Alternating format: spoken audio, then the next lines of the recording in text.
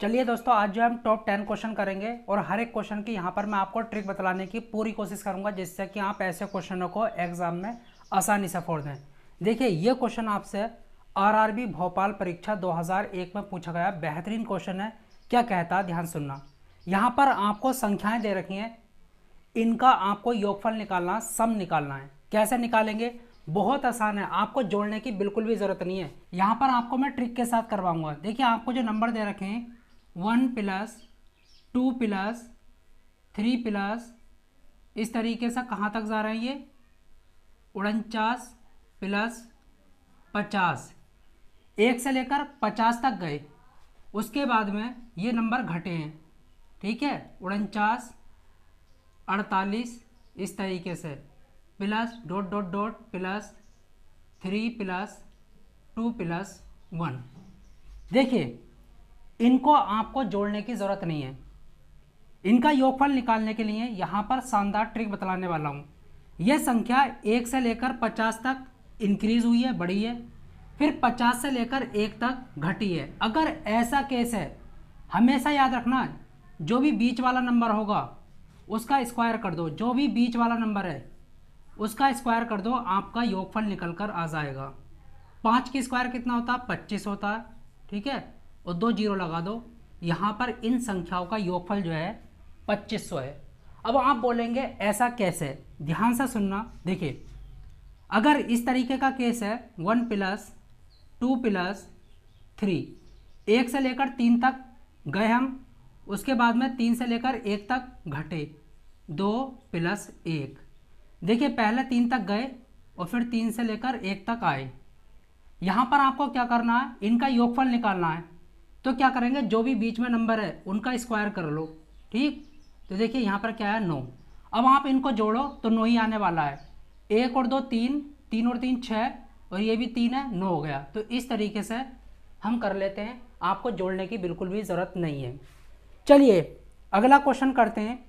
क्या कहता है? आरआरबी एनटीपीसी 2021 में पूछा गया है, पहली 4 प्राकृतिक संख्याओं के घनों का योग कितना होगा। बेहतरीन क्वेश्चन है, लाजवाब तरीके से मैं आपको यहाँ पर कराने वाला हूँ। देखिए, पहली 4 प्राकृतिक संख्याओं के घनों का योग, पहली 4 1 का क्यूब प्लस 2 का क्यूब प्लस 3 का क्यूब प्लस 4 का क्यूब, ठीक है। इनका आपको योगफल निकालना है, जोड़ निकालना है। मेरे पास एक तरीका तो यह है कि 1 का क्यूब कर लूँ 1 आ जाएगा, 2 का क्यूब कर लूँ तो यहाँ पर 8 आ जाएगा, 3 का क्यूब कर लूँ 27 आ जाएगा, और 4 का क्यूब कर लूँ 64। इन सबको जोड़ूंगा तो कितना आ जाएगा? 100। लेकिन अगर कल को 1 से लेकर 1000 तक की प्राकृतिक संख्याओं के घनों का योग पूछ ले तो फिर कैसे करेंगे? क्या एग्जाम में ऐसा करेंगे?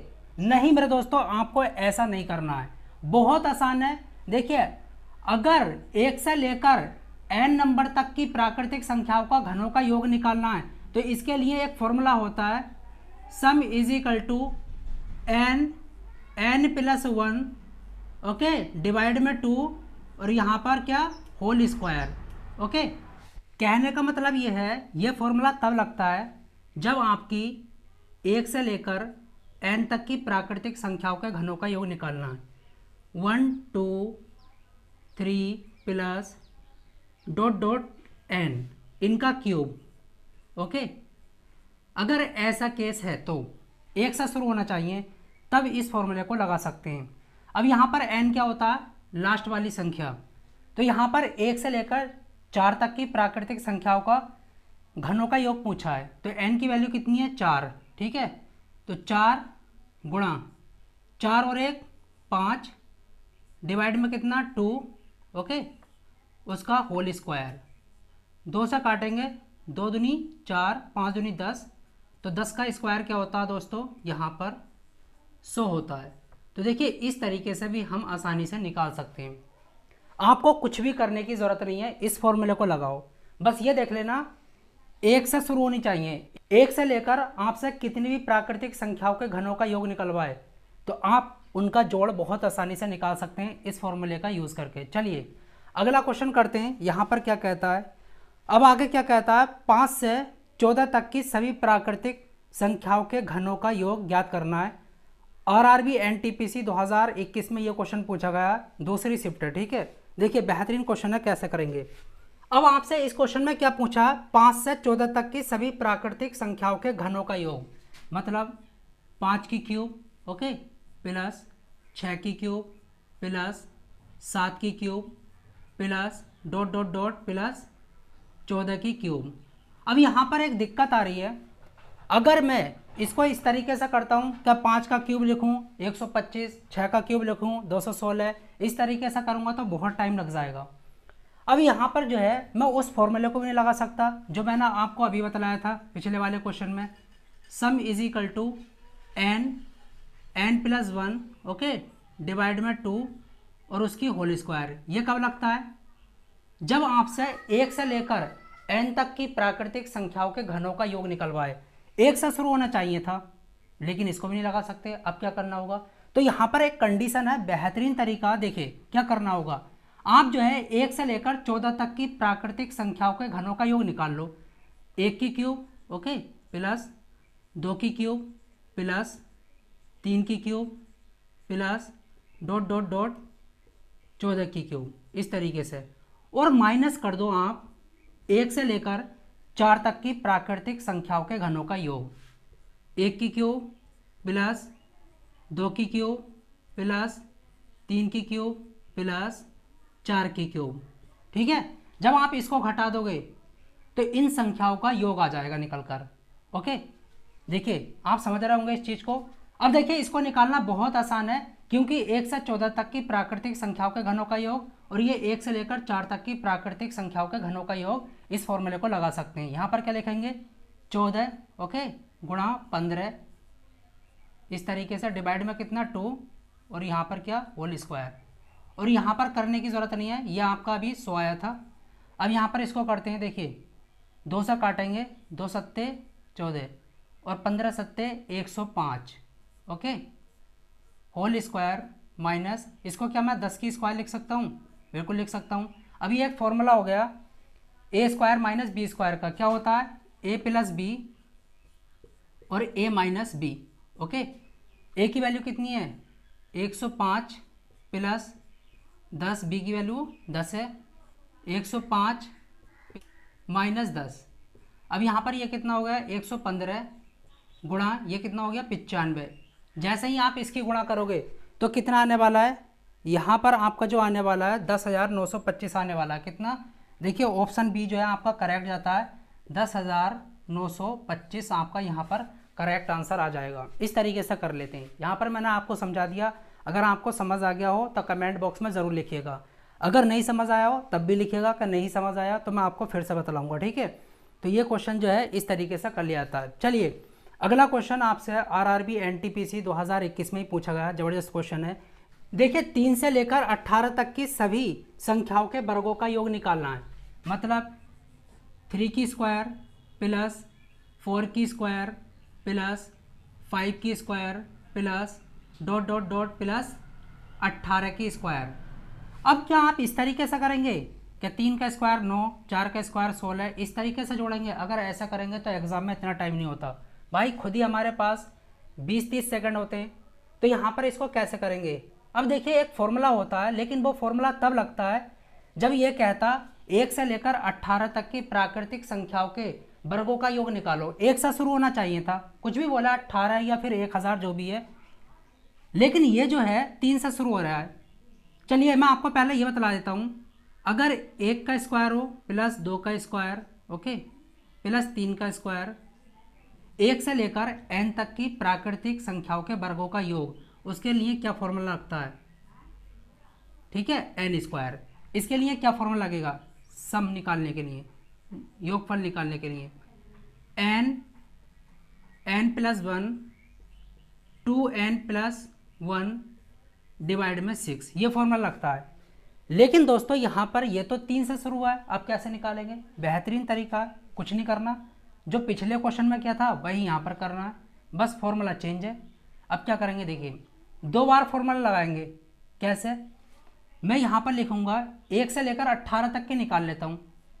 1 की स्क्वायर प्लस 2 की स्क्वायर प्लस 3 की square plus dot dot dot plus 18 की स्क्वायर, 1 से लेकर 18 तक की प्राकृतिक संख्याओं के वर्गों का योग, ओके, माइनस 1 से लेकर 2 तक 1 की स्क्वायर और 2 की स्क्वायर, इसको घटा लूँ आंसर आ जाएगा। बेहतरीन तरीका है ये।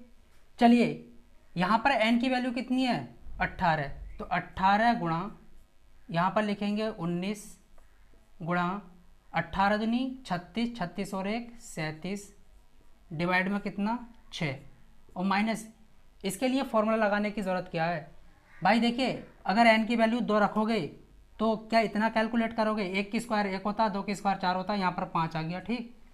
बस अब इसको कैलकुलेट करना रह गया, 6 तिया 18, ठीक है, गुणा कर लो। इसको जैसे ही गुणा भाग करोगे देखिए आपके पास जो आंसर आने वाला है वो कितना आने वाला है 2104। कितना आएगा 2104, क्योंकि कैलकुलेशन में टाइम नहीं बर्बाद करना चाहता, तो 2104 जो है आपका यहाँ पर राइट ऑप्शन आ जाएगा। कौन सा, ऑप्शन डी बिल्कुल करेक्ट है। इस तरीके से कर लेते हैं। चलिए मैंने आपको ये भी समझा दिया। अगला क्वेश्चन करते हैं, बेहतरीन क्वेश्चन है। क्या कहता है, ये एसएससी सीपीओ 2022 में पूछा गया है। यदि संख्या 6336633p 132 द्वारा विभाज्य है तो p का मान ज्ञात कीजिए। बेहतरीन क्वेश्चन है, लाजवाब क्वेश्चन है। देखिए सेकंड्स में कर लेंगे। देखिए यहाँ पर आपको जो संख्या दे रखी है वो दे रखी है 6336633। ये आपको सिर्फ कंफ्यूज करने के लिए देता है, इतना बड़ा नंबर है कुछ नहीं इसमें। ये 132 से पूरी तरीके से विभाज्य है।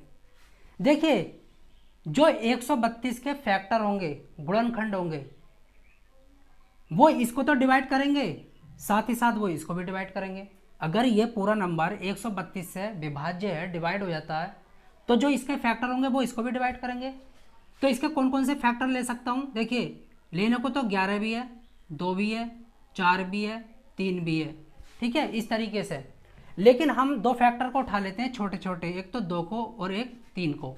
ऑप्शन क्या दे रखा है यहाँ पर आपको, एक तो 4 दे रखा है, ऑप्शन बी क्या दे रखा है 3 दे रखा है, ऑप्शन सी क्या दे रखा है 2 दे रखा है, और ऑप्शन डी आपको 6 दे रखा है। ओके, हम 2 फैक्टर से देख लेंगे छोटे छोटे से। ओके, कैसे, देखिए ये नंबर 2 से भी डिवाइड होना चाहिए। अगर 132 2 से डिवाइड हो रहा है तो ये नंबर भी 2 से डिवाइड होना चाहिए। और 2 से डिवाइड होने की क्या कंडीशन है, यहाँ पर लास्ट में या तो 0 हो, या फिर 2 हो, या फिर 3 हो, या फिर 4 हो। ओके, तो जाहिर सी बात है इसको तो नहीं रख सकते, 3 यहाँ पर रखेंगे तो गलत हो जाएगा, क्योंकि 2 से डिवाइड नहीं होगा। ये तो आप समझ आ गए। अब बात आती है 3 की। 3 का क्या रूल कहता है, जो भी ये आपको नंबर दे रखा है, जो भी ये आपको नंबर दे रखा है, इसमें जितनी भी डिजिट हैं उनका जो सम होगा वो 3 से डिवाइड होना चाहिए। किससे, 3 से डिवाइड होना चाहिए। तो देखिए ऐसे कर लो, ये कट रहा है 3 से, 3 से ये भी कट रहा है, ये भी, ये भी, ये भी, ये भी, ये भी। ओके, अब 3 से कौन कौन सा नहीं कट सकता, ये नहीं कट सकता, ये नहीं कट सकता, ये कट सकता है। तो ऑप्शन डी आपका बिल्कुल करेक्ट हो जाता है। बतलाइए इस क्वेश्चन में क्या है, कुछ भी नहीं है भाई। यहाँ पर 4 रखोगे तो 3 से डिवाइड नहीं होगा, ठीक है, 2 रखोगे तो भी 3 से डिवाइड नहीं होगा ये नंबर, तो 6 आपका कट रहा है। चलिए अगला क्वेश्चन करते हैं, बेहतरीन क्वेश्चन है, आरआरबी एनटीपीसी 2021 में ही पूछा गया है। ये कहता है 4200 के गुणनखंडों की संख्या ज्ञात कीजिए। आपको गुणनखंडों की संख्या ज्ञात करनी है, बहुत आसान है। कैसा करते हैं, देखिए यहाँ पर आपको क्या दे रखा है 4200। पहला तो इसके प्राइम फैक्टर निकालो। क्या निकालो, प्राइम फैक्टर। कैसे निकालते हैं भाई, देखिए 2 से काटो इसको, कितना आ जाएगा 2100, कितना 2100, फिर 2 से काटो, या फिर इतना करने की जरूरत नहीं है। देखिए कैसे करेंगे, ध्यान सुन लेना। क्या मैं इसको 42 गुणा 100 लिख सकता हूँ 4200 को, और 42 को क्या लिख सकता हूँ 21 गुणा 2 लिख सकता हूँ। 21 को क्या लिख सकता हूँ 3 गुणा 7 गुणा 2। और 100 के फैक्टर क्या होते हैं, देखिए 100 के फैक्टर होते हैं 2 गुणा 2 गुणा 5 गुणा 5, यही होते हैं ना 100 के फैक्टर। अब यहाँ पर 2 कितनी बार है, 2 है 3 बार, तो इस तरीके से गुणा। 3 कितनी बार है, 1 बार है। ओके, 5 कितनी बार है, 2 बार है। और 7 कितनी बार है, 1 बार है। अब आपको टोटल फैक्टर निकालने हैं, टोटल नंबर ऑफ फैक्टर निकालने हैं, TNF निकालना है। तो कुछ नहीं करना, जो भी आपको पावर दे रखी है इनमें 1 ऐड करो। 3 में 1 ऐड किया कितना है 4, एक में एक ऐड किया 2 आएगा, 2 में एक ऐड किया 3 आएगा, एक में एक ऐड किया 2 आएगा, 4 दूनी 8 और 8 या 24, 24 दूनी 48। तो टोटल जो फैक्टर है वो कितने 48। टोटल 48 नंबर हैं जो 4200 को काटेंगे अलग अलग, जैसे कि 2, 5, 7 इस तरीके के अलग अलग नंबर हैं जो 4200 को काटेंगे। अब यहाँ पर कल को आपसे ये पूछ ले क्या आपको total number of odd factor निकालने हैं तो कैसे निकालोगे। देखिए ओड फैक्टर निकालने के लिए आपको यहाँ से 2 खत्म करना पड़ेगा। क्या 2, क्योंकि 2 आता है तो इवन होता है। क्या होता है इवन। अब क्या करना है, अब कुछ नहीं करना, इसको ख़त्म कर दो, ओड फैक्टर निकल कर आ जाएंगे कितने होंगे। ठीक है, मतलब ओड फैक्टर से मतलब है कितने ओड फैक्टर जो 4200 को काटेंगे, ये मतलब होता है। एक में एक ऐड करोगे तो 2 आएगा, ओके। 2 में एक ऐड करोगे 3 आएगा, एक में एक ऐड करोगे 2 आएगा। तो यहाँ पर 2 दूनी 4, 4 तिया 12, 12 फैक्टर ऐसे होंगे ओड जो 4200 को काटेंगे। चलिए अगला क्वेश्चन करते हैं। यहाँ पर यह आरआरबी एनटीपीसी 2021 में पूछा गया जबरदस्त क्वेश्चन है। कहता है एक 7 अंकों की संख्या 67843A2 कोमा 11 से विभाज्य है जहाँ ए एकल अंक पूर्ण संख्या है, ए का मान ज्ञात कीजिए। मतलब ए के प्लेस पर एक ही अंक रख सकते हो आप, वो भी पूर्ण संख्या होनी चाहिए। देखिए आपको यहाँ पर नंबर क्या दे रखा है 67843A2, ये नंबर 11 से डिवाइड है। अब 11 से विभाज्यता का नियम क्या कहता है, डिविजिबिलिटी रूल क्या कहता है, जो आपके ओड प्लेस पर नंबर हैं, ओड प्लेस पर अंक हैं ये, ठीक है, ये ओड प्लेस पर हैं, इनका सम निकालो। 6 और 8 कितना होता है, 6 और 8 14, 14 और 3 कितना होता है 17, 17 2 कितना होता है 19, ओके। इनका सम निकाल लिया। अब जो इवन प्लेस पर नंबर है उनका सम, ठीक है, तो 7 4 11 और प्लस ए, ठीक है।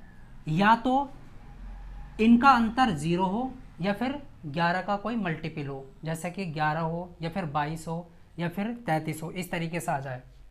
तो यहाँ पर ऑप्शन क्या दे रखे हैं आपको, ऑप्शन में दे रखा है एक तो 7, ठीक है, 0, 6 और 8।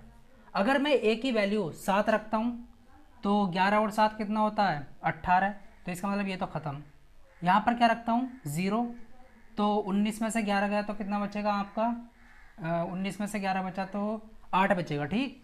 तो ये भी नहीं हो सकता, ठीक है, क्योंकि या तो 0 आना चाहिए या फिर 11 या फिर 22, इस तरीके से। 6 रख कर देखता हूँ, 11 और 6 कितना होता है 17, 19 में से 17 गया 2, नहीं, इसका मतलब 8 रखता हूँ यहाँ पर, तो 11 और 8 कितना होता है 19, 19 में से 19 गया 0, तो इसका मतलब ऑप्शन जो है हमारा क्या सही जाता है, ऑप्शन डी हमारा बिल्कुल करेक्ट जाता है। तो हमारा यहाँ पर जो है ए के प्लेस पर 8 आएगा। अगर 8 रखोगे तो ये पूरा नंबर 11 से पूरी तरीके से डिवाइड हो जाएगा।